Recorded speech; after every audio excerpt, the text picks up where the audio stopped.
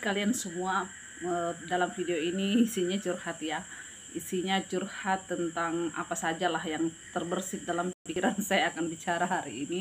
eh, untuk apa, kalau ada istilahnya, kalau perempuan itu butuh 2100 kata untuk dikeluarkan setiap hari, dan kebetulan saya tinggal berdua saja dengan suami tanpa seorang anak.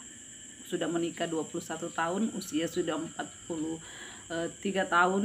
Jadi aktivitas hanya sebagai guru PAUD, dan dari sejak hari apa ya, libur Kamis, karena kami sekolahnya sampai hari Jumat, berarti Kamis, Jumat, Sabtu, Minggu itu libur, hari Senin baru sekolah lagi. Jadi ada beberapa hari ini irit-irit bicara karena tidak ketemu orang, karena kebetulan saya tidak punya komunitas sama sekali, tidak punya geng, tidak punya bestie yang bisa curhat kapan saja, dan saya cuma punya satu adik perempuan yang punya keterbatasan. Jadi kami tidak pernah curhat-curhat, saling cerita satu dengan yang lain.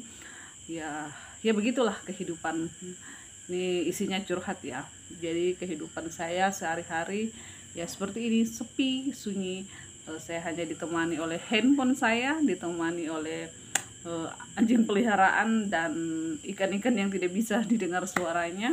Dan begitulah aktivitas-aktivitas biasa di desa. Jadi suami juga bukan tipe orang yang suka diajak ngobrol, dia lebih suka kalau di rumah suka diam, tapi di luar banyak ngobrol, dan itu kadang-kadang membuat saya stres. Kenapa di luar sana dia punya banyak candaan dengan teman-temannya, tapi kalau sudah sampai di rumah dia hanya pingin diam dan istirahat dan dengan handphonenya dia. Tapi sudahlah, begitulah kehidupan suami istri ya, sudah 21 tahun, mati sajalah. Ada yang sama dengan saya kehidupannya. Saya pikir mungkin langka ya, jarang ya kehidupan yang kayak saya, 21 tahun bertahan tanpa anak angkat. Kenapa tidak ambil anak angkat? Sering diajukan pertanyaan seperti itu. Keinginan ada, tapi sampai saat ini belum ada yang berjodoh. Sudah berapa kali ya, 2 kali hampir, tapi namanya belum waktunya ya, belum saja. Ada saja halangannya, ada saja hambatannya.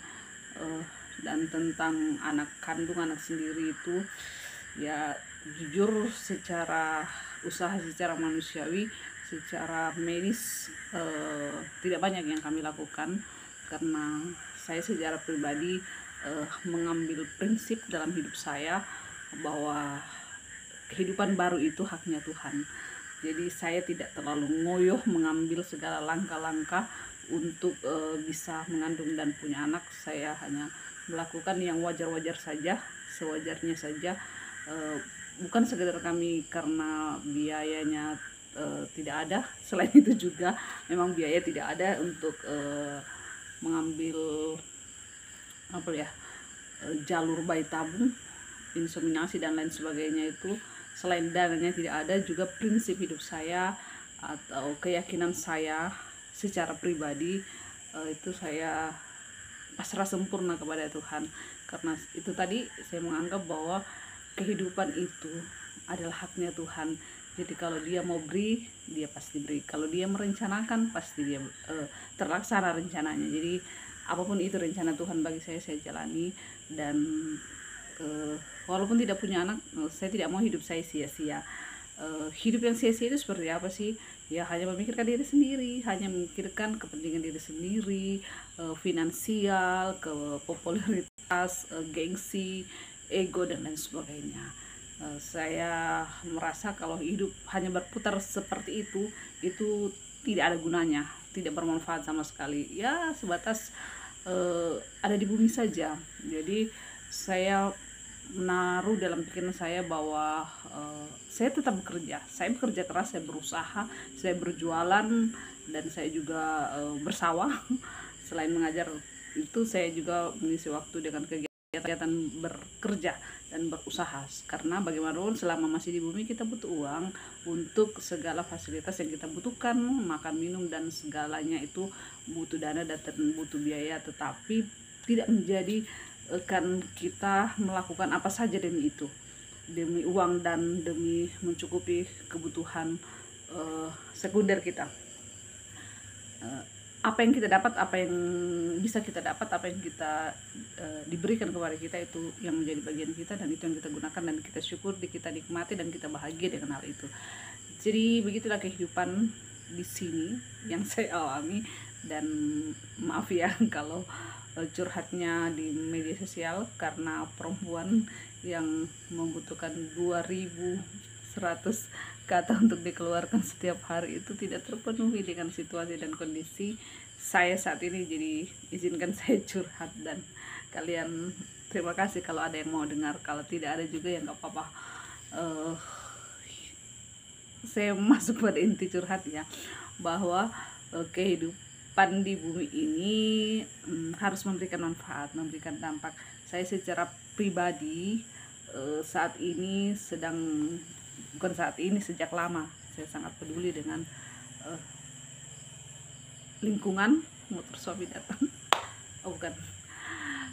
Dengan lingkungan saya sangat aware, peduli. Kalau orang buang sampah itu saya sangat sedih.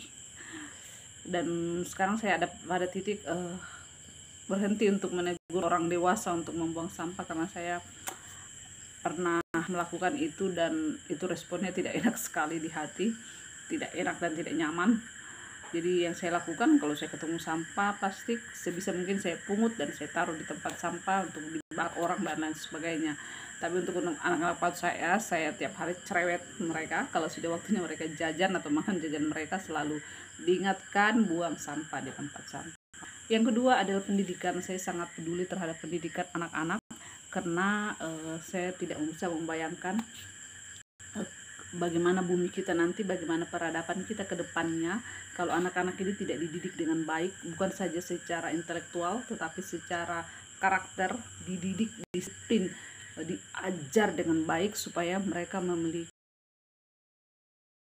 masa yang akan datang. Jadi itulah kesibukan yang bukan hati dan pikiran dan aktivitas saya setiap hari, berkecimpung di dalam dunia pendidikan anak usia dini di sekolah yang kami mulai dan sekolah yang sampai saat ini dalam segala hal, bentuk fasilitas dan koneksi dan lain sebagainya itu masih sangat independen,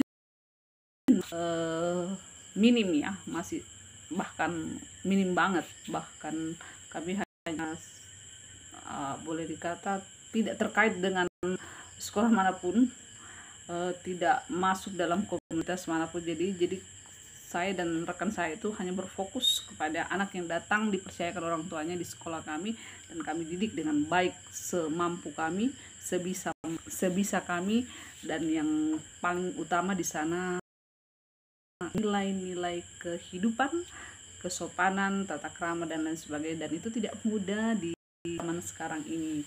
Di video saya sebelumnya saya menyampaikan bahwa kalau generasi Z itu susah untuk diajar, itu bukan salah mereka ya, itu salah kita lah yang bertanggung jawab mendidik mereka. Jadi kalau orang-orang seusia saya atau orang 30 tahun ke bawah yang sudah punya anak malas untuk mendampingi tumbuh kembang, untuk mengajar anak-anaknya dengan baik, maka ya sudah begitulah generasi kita yang kita hadapi. Jadi sekali lagi melalui video ini saya mengulang, jangan menyalahkan mereka kalau kita tidak berbuat apa-apa, kalau kita tidak mengambil peran besar dalam hidup mereka untuk mendampingi mereka saat mereka berkenalan dengan teknologi, mendampingi mereka saat mereka sedang tumbuh kembang dan bergaul dengan teman-temannya.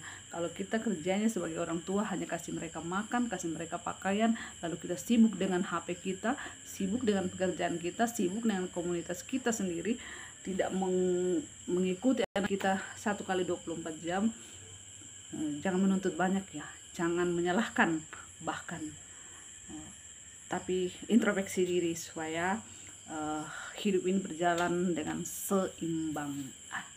Demikian dulu curhat entah ini curhat kosong atau curhat berisi dari desa, dari ujung di tempat saya berada ini.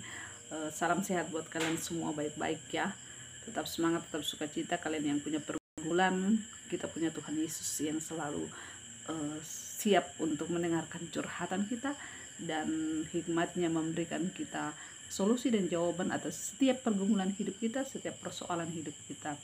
Jadi curhat saja kepada Tuhan. God bless you.